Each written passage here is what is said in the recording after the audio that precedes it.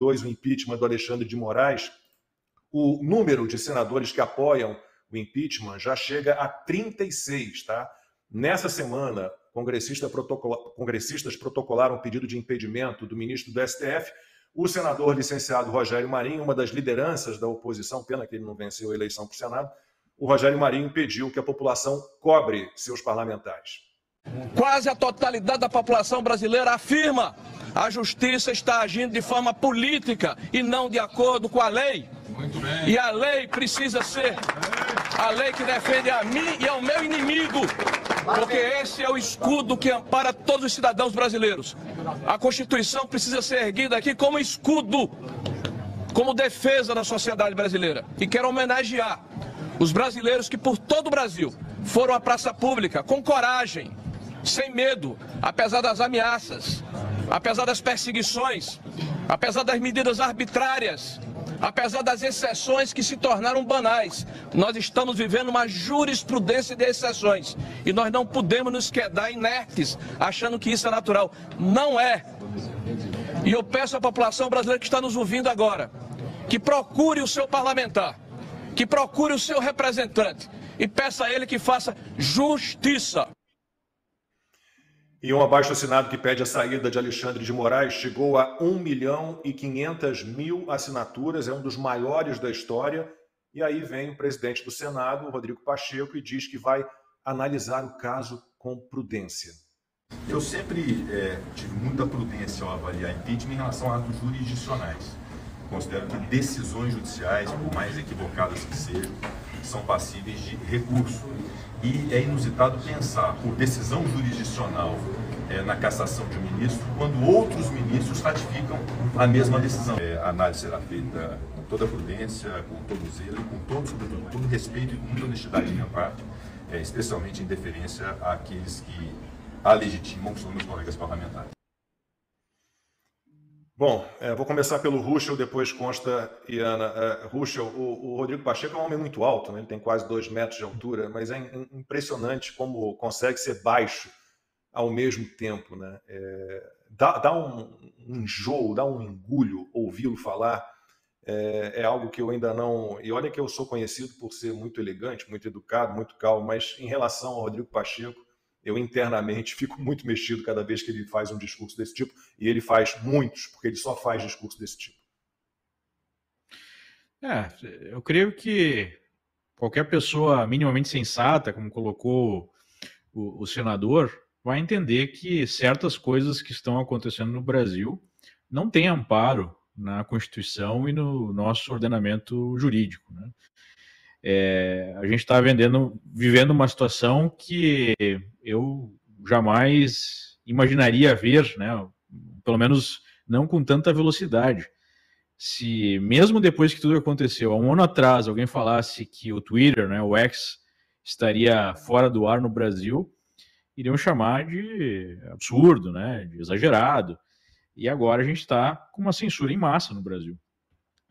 Sem contar as dezenas de outros atos que levaram à prisão de centenas de pessoas, à perseguição por opinião, a impossibilidade da manifestação política, a impossibilidade do direito de defesa, né, que talvez seja ainda pior do que o fim da liberdade de expressão. Então, os motivos, eles estão todos aí. É muita hipocrisia dizer que é simplesmente por estar desagradado, né, estar indignado por uma decisão judicial. Vai muito além de uma decisão judicial. E ele também colocou algo que, usualmente, esses defensores das decisões colocam, que a decisão pode ser alvo, né, de algum recurso. Mas nós sabemos que, na prática, o recurso não existe. Em situações normais de pressão e temperatura, você poderia ter o recurso aos outros ministros, mas fica mais evidente, a cada dia que passa, que se criou um espírito de corpo que impede qualquer mudança de rota, e impede a revisão até mesmo de decisões óbvias, né?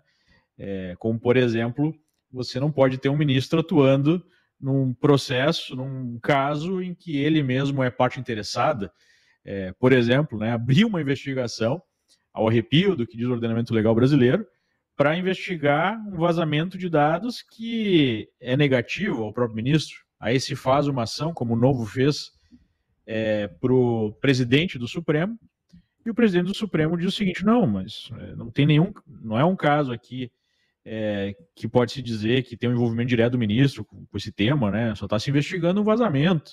Então não é causa para retirá-lo do caso.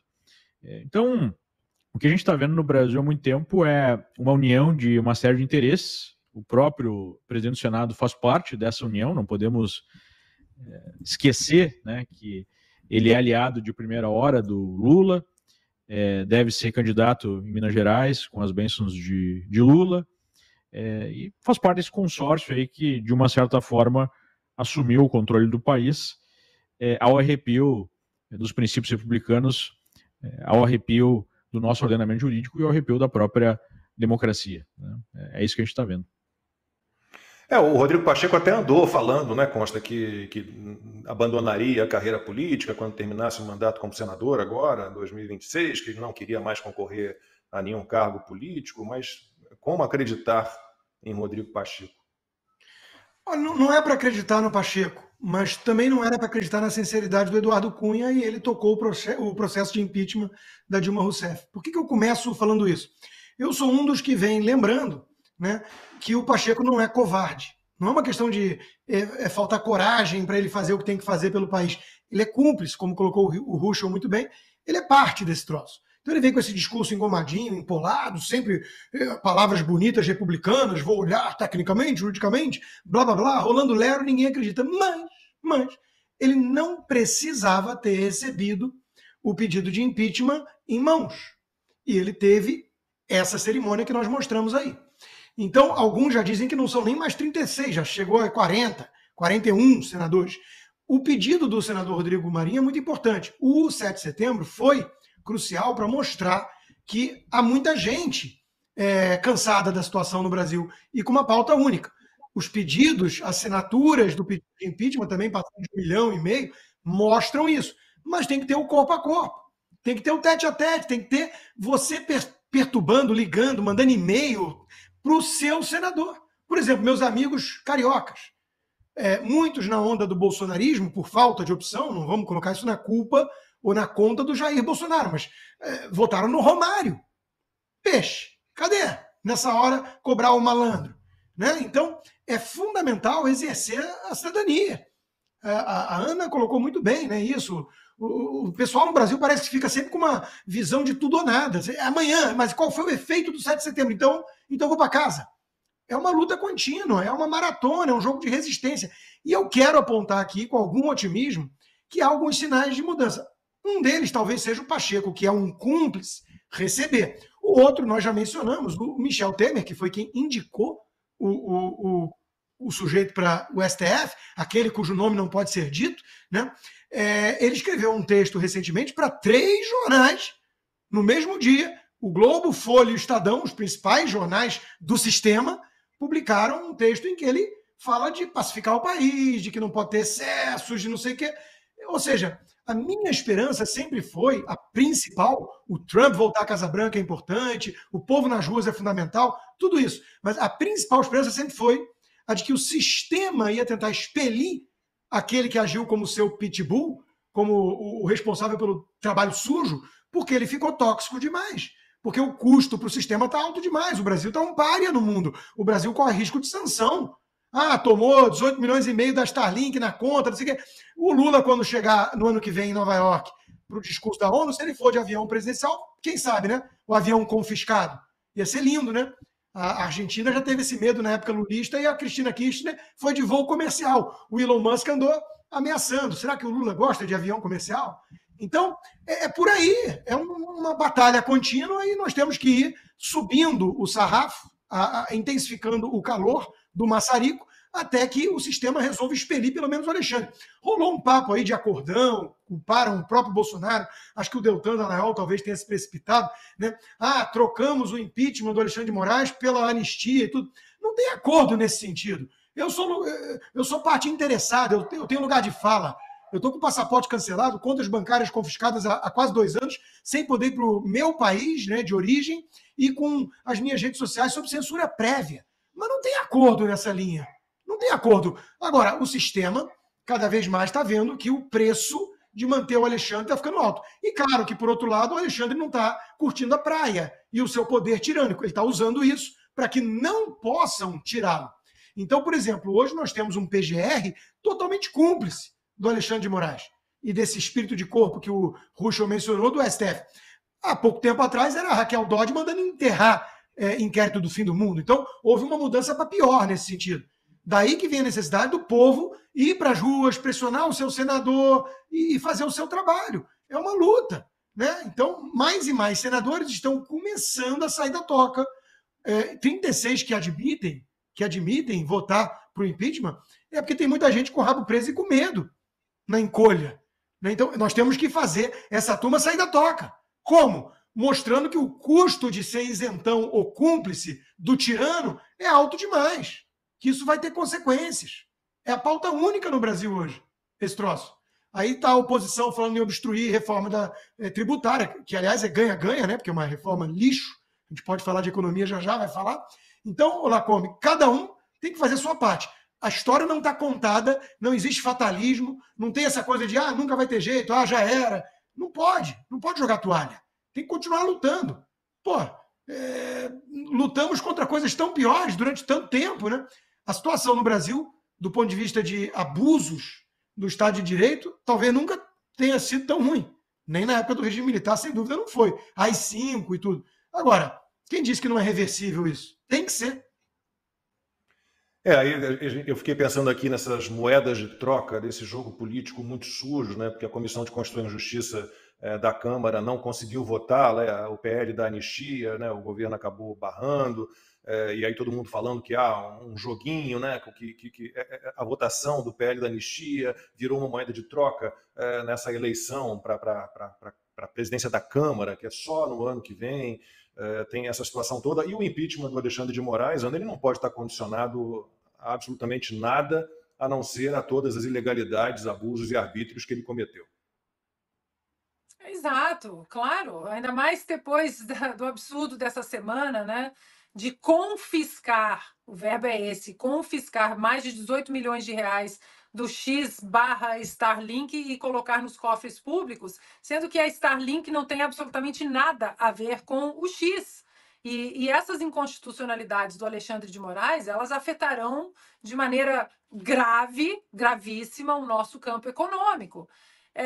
E aí, Lacombe, é impressionante como eles falam tanto em combater a desinformação, combater as mentiras, combater as fake news, por isso derrubaram o X, né, no Brasil. Eu vi a sabatina da candidata a prefeita de São Paulo, a Tabata Amaral, a sabatina que a Oeste realizou essa semana com todos os candidatos, e ela repetiu uma mentira. Ela repetiu uma mentira que é dita de maneira irresponsável por tantos no Brasil. E aí a importância da gente de estarmos sempre antenados ao que acontece na Europa, no Japão, aqui nos Estados Unidos, porque ela disse o seguinte, quando ela foi perguntada, mas a senhora concorda com o banimento do X? E ela disse, mas claro, qualquer bilionário que chega aqui no Brasil acha que pode simplesmente desrespeitar a nossa Constituição? Olha, por exemplo, o TikTok foi banido nos Estados Unidos e ficou por isso mesmo e começou a responder outra coisa. Pois aqui eu vou tirar a limpo a mentira que a senhora Tabata Amaral disse na sabatina da Revista Oeste. O TikTok não foi banido nos Estados Unidos. Qualquer cidadão pode baixar o TikTok agora aqui no celular. A minha enteada tem o TikTok, minha vizinha tem o TikTok. Isso é uma inverdade. Então, eu peço aqui licença para vocês três para explicar rapidamente o que aconteceu aqui nos Estados Unidos, para que vocês divulguem e simplesmente combatam essa gente que diz que desinformação é um atentado à democracia. Será que a dona Tabata vai para o inquérito das fake news? Pois vamos lá. Em janeiro de 2020, o Exército e a Marinha americanos, eles tiraram o TikTok dos aparelhos oficiais do Exército e da Marinha dos Estados Unidos, porque vejam vocês, O Departamento de Defesa dos Estados Unidos colocou um alerta de segurança no aplicativo, dizendo que ele poderia estar coletando informações sensíveis para quem? Para o Partido Comunista Chinês. Isso em 2020. Aí Donald Trump foi e assinou uma ordem executiva dizendo que o TikTok deveria ser tirado dos aparelhos oficiais. Joe Biden é eleito, ele em 2021 reverte a ordem do Donald Trump e diz, não, isso é bobagem. Pois bem, o Departamento de Defesa foi lá e disse, senhor Biden, isso aqui está perigoso, eles podem estar coletando muitas informações sensíveis que podem, inclusive, comprometer a nossa soberania nacional. Então, em dezembro de 2022, o Joe Biden foi e assinou uma ordem executiva igual à do Donald Trump, banindo o TikTok dos aparelhos do governo federal apenas. Em março desse ano, dona Tabata Amaral, em março desse ano, um projeto bipartidário de democratas e republicanos, a senhora pode procurar aí, tá? HR 7521, baniu o TikTok dos aparelhos oficiais. Em 37 estados dos 50, ou seja, 2 a 3/4 da República Americana, em 37 estados, as legislaturas estaduais passaram leis, através de seus representantes diretos, passaram leis para que o TikTok fosse banido dos aparelhos oficiais governamentais, dona Tabata. Cidadão comum, qualquer um pode ter o TikTok no seu aparelho. E agora, diante dos alertas do Departamento de Defesa dos Estados Unidos e do Departamento de Estado, algumas universidades, já são dezenas de universidades, estão tirando o TikTok dos aparelhos oficiais das universidades. Portanto, dona Tabata Amaral, não há banimento nenhum do TikTok nos Estados Unidos. E o que foi banido através de legislações e debate público, especificamente em aparelhos do governo, ou estadual ou federal. Portanto, a senhora precisa corrigir essa informação. Não foi banido o TikTok em canetadas, como a senhora disse na sabatina da Revista Oeste. Olá a todos. Quero destacar a incrível resistência do canal Endireitei no YouTube, que tem enfrentado de maneira firme e determinada os boicotes recentes da plataforma. A necessidade de apoiadores e colaboradores neste momento torna-se crucial para manter viva a liberdade de expressão e o debate saudável. A contribuição de cada um de vocês é fundamental para que vozes diversas continuem sendo ouvidas e para que a pluralidade de ideias seja preservada. Juntos, podemos fortalecer e defender a importante missão deste canal. É hora de unirmos forças e demonstrarmos que a liberdade de expressão é um direito inegociável. Somos muitos e, com um pouco da colaboração de cada um, conseguiremos dar conta de continuar trazendo as informações que a velha mídia omite. Juntos somos mais fortes.